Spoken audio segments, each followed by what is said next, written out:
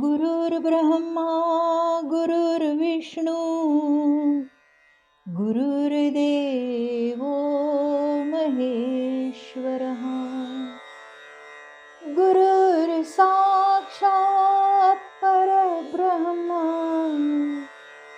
तस्मै श्री गुरवे नमः. अवधूत चिंतन श्री गुरुदेव दत्त. नमस्कार. श्री दत्त महात्म्य बोधामृत या यूट्यूब चॅनेलवर आपलं सहर्ष स्वागत करीत आहे. मागील भागात हुंडासूर राणीच्या महालात गेला. आयुपुत्राला गर्भावस्थेत मारण्याचा दुष्ट विचार त्याच्या मनात येताच त्याला राणीभोवती एकसारखं गोल गोल फिरत असलेलं सुदर्शन चक्र दिसलं. ते पाहून तो दचकला. विलोकितसे दुरोन म्हणे इचे रक्षण, गुप्त रूपे करी कोण, माझा यत्न थकला आता. त्या चक्राच्या भयाने तो दुरूनच राणीला पाहत होता. हिचं गुप्त रूपानं कुणीतरी बलाढ्य शक्ती रक्षण करीत आहे. त्यामुळे मी काहीही करू शकत नाहीये. नाहीतर स्वर्गात भूलोकावर असो की पाताळात असो माझ्यासारखा बलवान दुसरा कुणीही नाही. मग हा इथं कोण आला आहे? ही राणी सुद्धा अत्यंत तेजपुंज दिसत आहे. हिच्या पोटी नक्कीच माझा दारुण शत्रू जन्माला आलेला आहे. काहीतरी प्रयत्न करून त्याचा प्राण घ्यावा तर हे सुदर्शन चक्र आड येत आहे. काय करावं हे त्याला सुचेना. त्याची बुद्धी काम करीना आणि घाबरल्यानं त्याचं बळही खचून गेलं. आपलं आयुष्य संपत आलं आहे म्हणून हा समर्थ कोणीतरी जन्माला येणार आहे हे त्याला कळून चुकलं. पण प्रयत्न सोडून चालणार नाही, नाहीतर दोष लागेल. इथे शक्तीचा काही पाड नाही. युक्तीच करावी लागणार असं ठरवून त्याने आपल्या मायावी शक्तीने राणीला दुःस्वप्न दाखवण्यास सुरुवात केली. मरून गर्भ बाहेर पडे तया नसे शिर, भिन्न दिसे उदर असे स्वप्न पाहेती. डोकं नसलेला, नुसतं धड असलेला, मेलेला गर्भ बाहेर पडलेला असे अनेक भयानक स्वप्न पाहून राणी घाबरून उठली आणि म्हणू लागली, हे दुःस्वप्न काय सुचवत आहे? श्री दत्तात्रयांच्या वरानं मी गर्भवती झाले आणि आता हे काय संकट ओढवणार आहे? श्री दत्तात्रयांचं स्मरण करीत रात्र कशी बशी घालवली. पहाटेच उठून स्नान करून सूर्याला वंदन करून म्हणाली, नमो दया सागरा श्री सूर्या प्रभाकरा, अभयदा दिवाकरा, सुरवरा त्रिमूर्ते. हे सूर्यनारायणा, हे प्रभाकरा, हे दयासागरा, हे अभय देणाऱ्या दिवाकरा, माझ्या या दुःस्वप्नाचं निवारण करा. त्याचं पुन्हा सुस्वप्न करून माझं मन प्रसन्न करा. माझी ही विनवणी ऐका. योगीश्वर श्री दत्तप्रभूंनी दिलेलं हे फळ सुफलित होऊ दे. हे बाळ सुखाने जन्माला येऊ द्या. मी तुला शरण आले आहे. आमचं रक्षण कर, आमचं कुळ वाढू दे. तू आनंददाता अससी जगत प्रसविता, अशी प्रार्थूनिती वनिता स्वस्थ चित्ता राहिली. हे सूर्यनारायणा, तूच जगाची उत्पत्ती करणारा अन्नदाता आणि आनंददाताही आहेस. असं त्याचं स्तवन करून तिने त्याला नमस्कार केला. सूर्याची प्रार्थना केल्यावर तिला जरा बरं वाटलं. कोणत्याही संकटात श्रद्धाळू लोक स्थिर राहतात ते हे असे. प्रत्यक्षात तिचं आणि तिच्या बाळाचं रक्षण भगवंतांचं सुदर्शन चक्र करीत आहे ही ती जाणत नव्हती. म्हणून ती दुःस्वप्नानं घाबरली होती आणि राक्षसानं ते पाहिलं होतं म्हणून त्याला धडकी भरली होती. अग्नीच्या ज्वाळांप्रमाणे तेजस्वी त्या चक्राला पाहून त्याचं त्राण गळून पडे.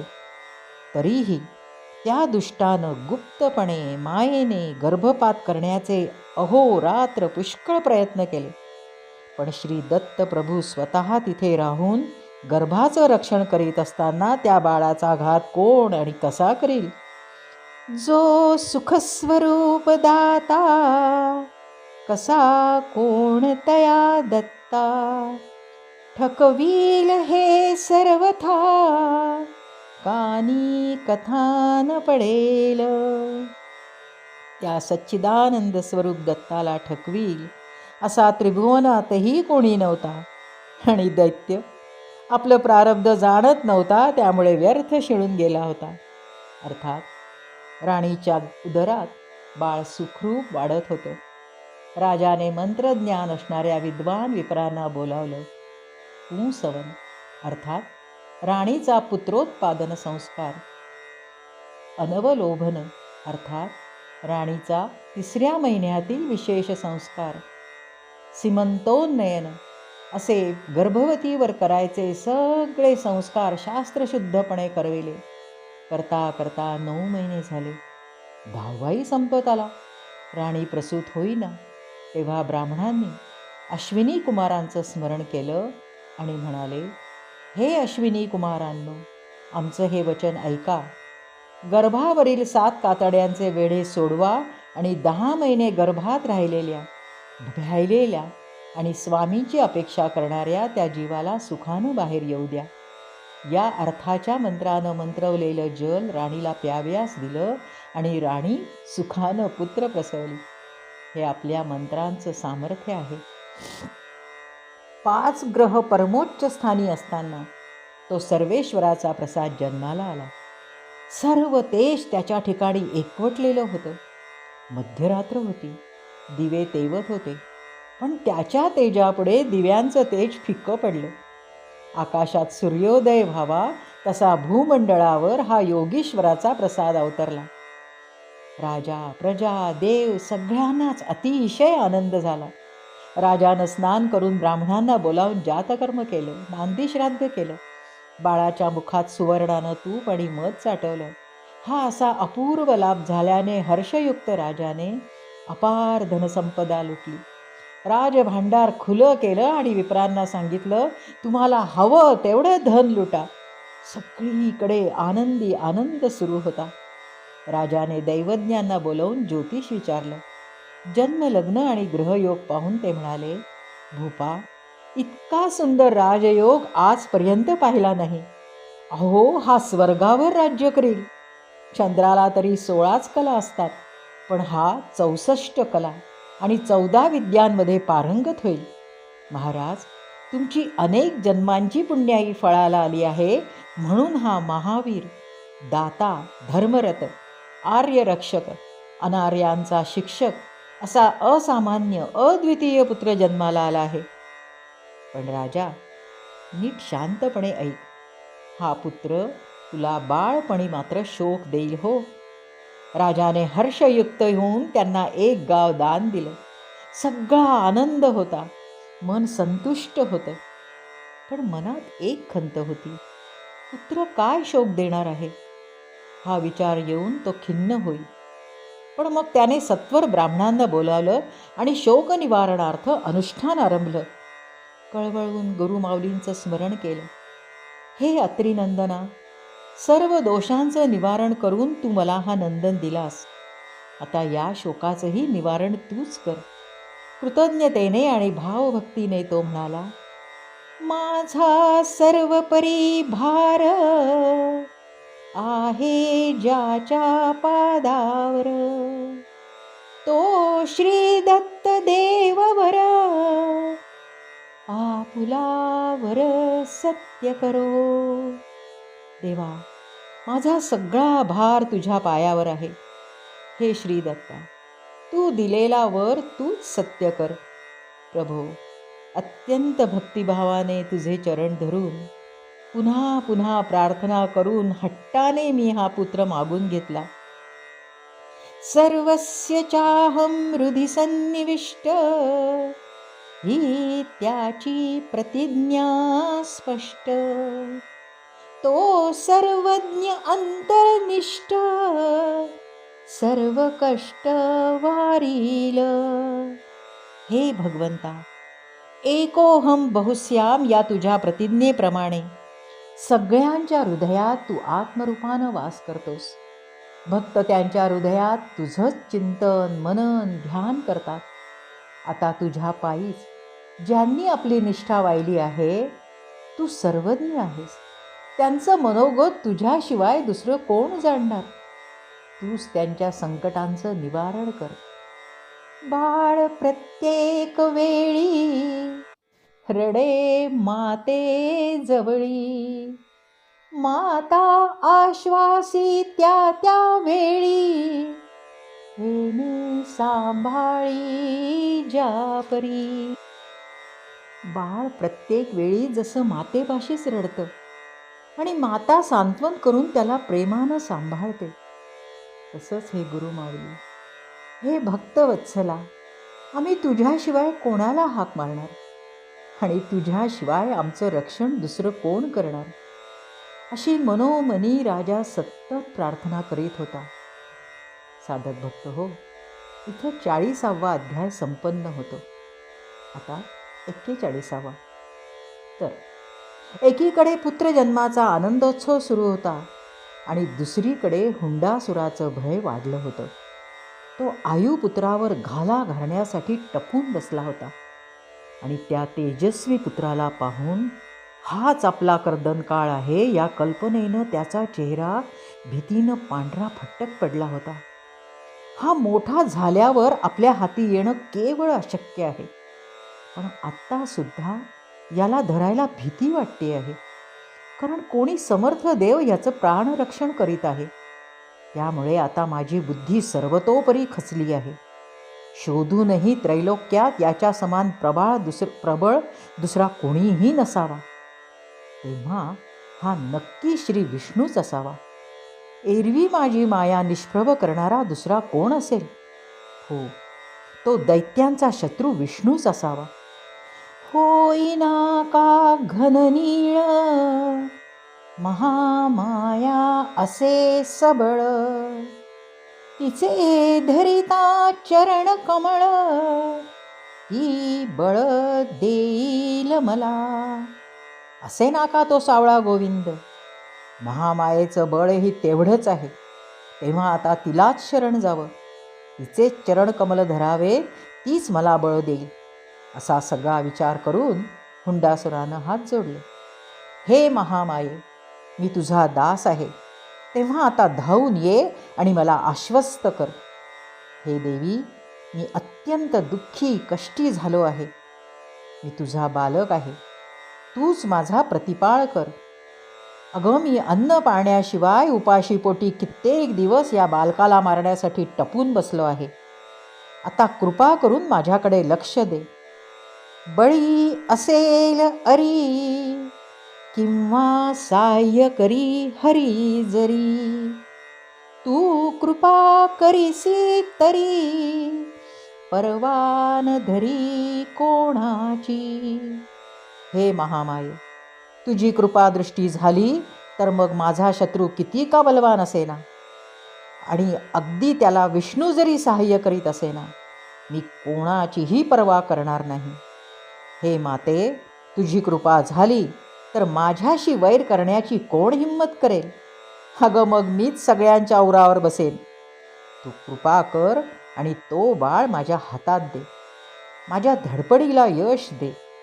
माझं दुःख हरण कर. तू जाणतेस, मी असा घरापासून स्वकीयांपासून दूर असून दीनवाणा झालो आहे. त्यामुळेच अंतःपुरात जायला माझं मन धजत नाही. तू सत्वर पाव, म्हणजे मग मला काहीच अशक्य नाही.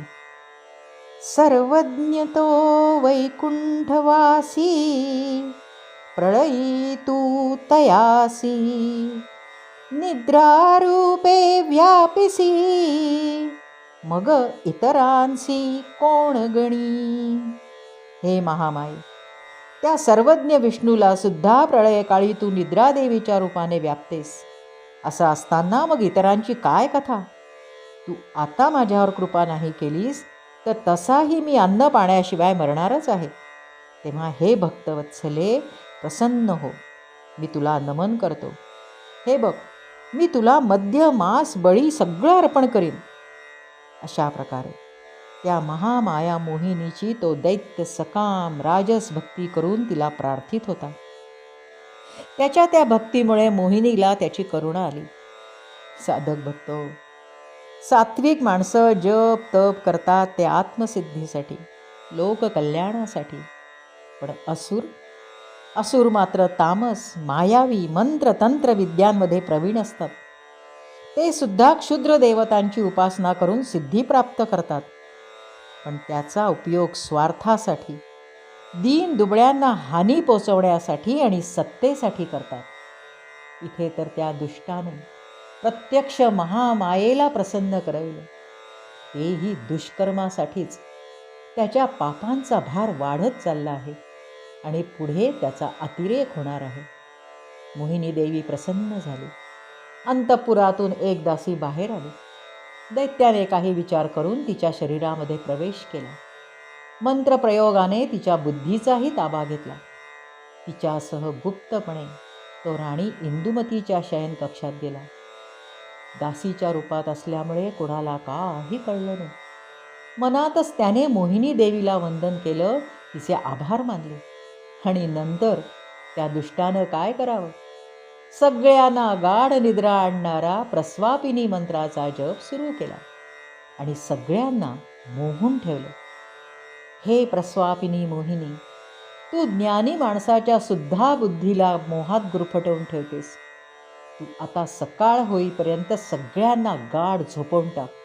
मला कुणीही पाहू नये अशी झोप सगळ्यांना येऊ दे. असा मंत्रजप तो करू लागला. निद्रादेवीने त्या मंत्रशक्तीच्या प्रभावाने सगळ्यांना झोपवून टाकलं. हुंडासुराने आनंदाने दासी रूपात घाई त्या बाळाला उचललं आणि बाहेर येऊन आपल्या मूळ स्वरूपात वेगाने आकाशमार्गे कांचन नगरीच्या दिशेने प्रयाण केले. सर्वज्ञ भगवान दत्त, ज्याचे अगाध चरित, भक्तांचे करावे हित, हेची संतत चिंती जो. त्या सर्वज्ञ आणि दयाघन श्री दत्तात्रयांनी स्वतः 9 महिने ज्या बाळाला सांभाळलं, त्याला इतक्या सहजासहजी कसं जाऊ दिलं असं वाटणं साहजिक आहे. पण त्याचं चरित्रच अगाध आहे, गहन आहे. तो प्रत्येक क्षणी केवळ भक्ताचं हितच चिंतित असतो. अहो, त्यांचं एकदा जरी नाव घेतलं तरी तो त्याला तारून नेतो. मग आयूने तर त्याची अनेक वर्ष सेवा केली होती.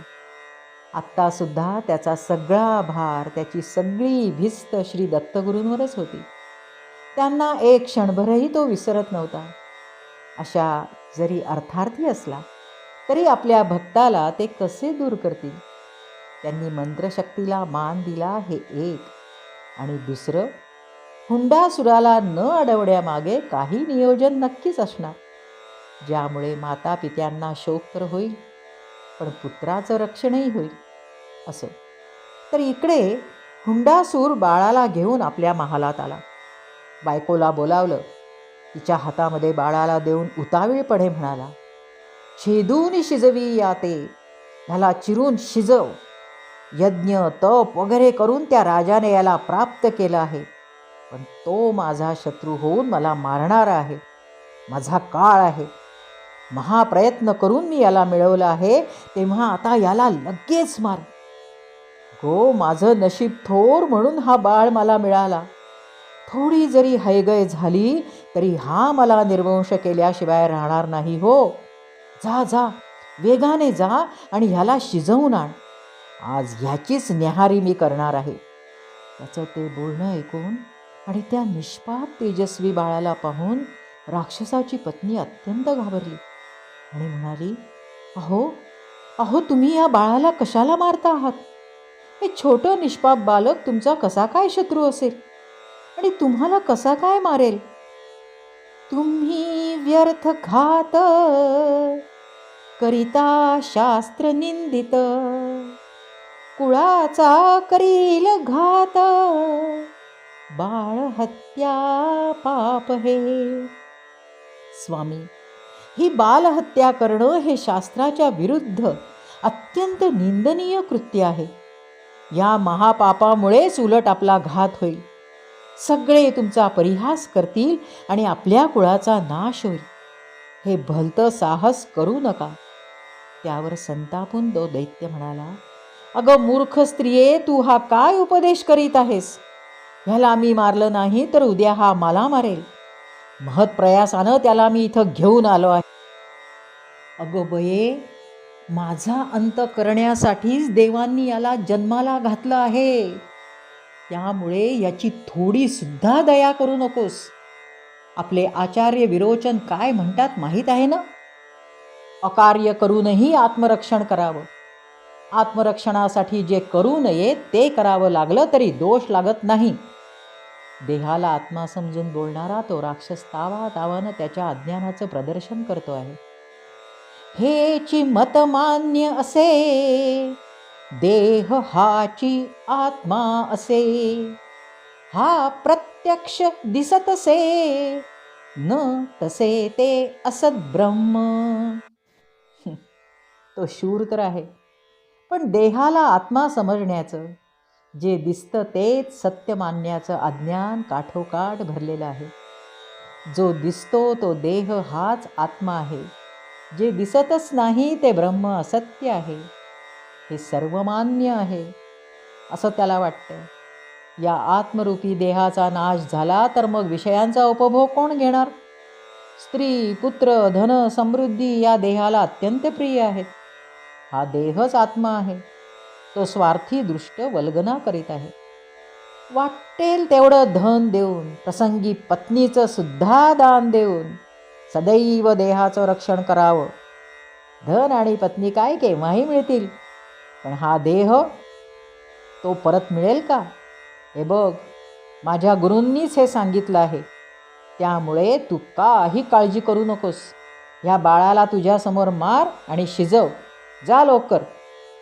पत्नीने केवळ राक्षसाच्या धाकानं त्या बाळाला घेतलं आणि स्वयंपाक करणाऱ्या दासीजवळ देऊन सांगितलं, ह्याला ताबडतोब मारून राक्षसासाठी न्याहारी तयार कर.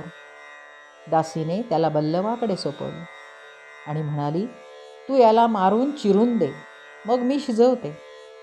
बल्लवाने लागलीच बाळाला उजव्या हातात धरलं आणि डाव्या हातात शस्त्र घेऊन त्याने जोराने बाळावर प्रहार केला. पण इतकं सोपं होतं का ते? दत्तदेवाने सुदर्शन तयावरी ठेविले रक्षण, म्हणून शस्त्र गेले मोडून, हे कोणी नेणती. श्री दत्तात्रयांनी बाळावर जे अदृश्य सुदर्शन चक्र धरलं होतं त्याच्यावर ते शस्त्र खण्ण आवाज करीत आपटलं आणि तुटून पडलं. आश्चर्य वाटून त्याने त्या बाळाला जमिनीवर ठेवलं आणि शस्त्राने जोरात प्रहार केला. पण त्या अदृश्य सुदर्शन चक्रावर आदळून खण खण वाजून शस्त्र मोडून जाई. बाळ मात्र खुदूखुदू हसत होतं. त्याला मारण्याचे त्याचे प्रयत्न निष्फळ होत होते. ते दोघे विस्मयाने एकमेकांकडे पाहू लागले. सैरंध्रीने बाळाला उचलून घेतलं आणि बल्लवाला म्हणाली, बल्लवा, ह्याचं कोणी थोर कैवारी रक्षण करीत आहे. तू आता शस्त्र उचलू नकोस. कुणास ठाऊक हे कुणाचं बाळ आहे आणि राक्षस याला का मारतो आहे. दैव प्रबळ याचे, म्हणून मन आमुचे, द्रवले आता याचे, आम्ही रक्षण करावे. ह्याचं दैव अतिशय प्रबळ आहे, म्हणूनच आमच्या मनात याच्याविषयी दया उत्पन्न झाली. आता मात्र आपण याचं रक्षण करूयात. ह्याच्या सर्वांगावर राजलक्षणं दिसत असून हा रत्नासारखा तेजस्वी आणि परमभाग्यशाली दिसत आहे. दासीचं हे बोलणं ऐकून बल्लवाचं मन सुद्धा द्रवलं. तोही म्हणाला, हो हो, तू म्हणतेस ते सत्य आहे. अगो माझी शस्त्र मोडली, पण याच्या केसाला सुद्धा धक्का लागला नाही. जणू यानं वज्राचं कवचच पांघरलं आहे असं वाटत आहे. हे सैरंध्री, मी आता याला मारणार नाही. या तेजस्वी बाळाकडे पाहून खाटकाला सुद्धा दया येईल. शस्त्र पंचत्व न पावे, याला दुष्ट दानवे, व्यर्थ का मारवावे, परिहा दैवे रक्षिला की. जो धारधार शस्त्रानेही मरण पावत नाही, त्याला राक्षस का उगाचच मारित होता माहीत नाही. पण त्याच्या नशिबाने तो वाचला आहे. आणि बघ कसा हसतो आहे. तया शरण होता देव, कोण घेई त्याचा जीव. शस्त्राग्नी विषवैभव, तेथे अभाव पावेल. अगं, एखादा घोर वनात मध्ये हरवून भरकटला असेल, नदीच्या वेगवान प्रवाहात सापडून वाहत असेल, किंवा कोणत्याही अडचणीत किंवा घोर संकटात सापडला असेल, तरीही जर तो देवाच्या चरणी शरणागत असेल, अर्थात जर त्याला देवाचा आश्रय लाभला असेल, तर त्याचा जीव कोण घेईल? शस्त्र, अग्नी, विष या सगळ्यांचा प्रभाव त्यामुळे नाहीसा होतो. हे दासी, मी काही आता याला मारत नाही. सैरंध्री घाईघाई म्हणाली, चल, तुझं मन शांत झालं ना, आता या बाळाला इथून लांब दुसरीकडे कुठेतरी नेऊन ठेव. आपण याला वाचवल्याचं राक्षसाला कळता कामा नये. तूच आता याला वाचव. बल्लवालाही हे पटले. अशा प्रकारे त्या दोघांचीही अंतःकरणं श्री दत्तात्रयांनी वळवली. हो, जो सगळ्या भूतांच्या अंतःकरणात आत्मरूपाने वास करतो, त्याला हे अगदी सहज शक्य होतं. तो कनवाळू प्रत्येक क्षणी बाळाच्या बरोबर होता. त्यांनीच दिलेल्या स्फुरणामुळे बाळा वसिष्ठाचे दारात, ते नेऊनी ठेविती त्वरित. मारुनी मृगाचा पोत, विश्वासे मास ते देती. त्या दोघांनी बाळाला वसिष्ठ मुनींच्या आश्रमात नेऊन त्यांच्या दाराशी ठेवलं आणि राक्षसाला हरणाचं पाडस मारून शिजवून वाढलं. त्या उन्मत्त मूर्ख दैत्यानं अतिशय हर्षानं चवीनं ते मांस बाळाचं मांस म्हणून खाल्लं आणि स्वतःला धन्य मानलं. अस्वतंत्र असूनी, मूर्खही घमंडी मानी.